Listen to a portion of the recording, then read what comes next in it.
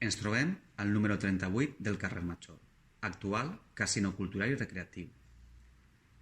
Antigament, aquest va ser un casino industrial. Llavors, la indústria local del nostre poble es va veure afavorida per la participació en l'exposició regional de 1909 dels industrials Ramon Benedito i Fulgencio Paluzie,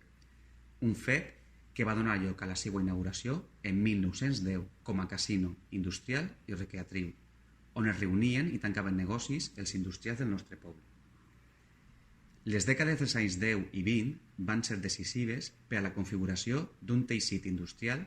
que, com comentàvem, es va especialitzar en el sector agroalimentari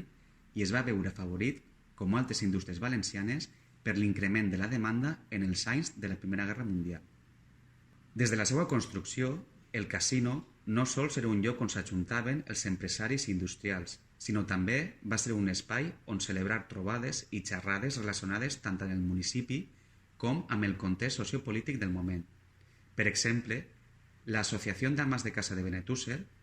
va organitzar des de finals dels 70 unes trobades relacionades amb el consum de droga entre els joves, una problemàtica present tant en el municipi com a nivell nacional i local. Entre els 80 i els 90, la mortalitat relacionada amb les drogues va arribar a ser la primera causa de mort entre els jóvens,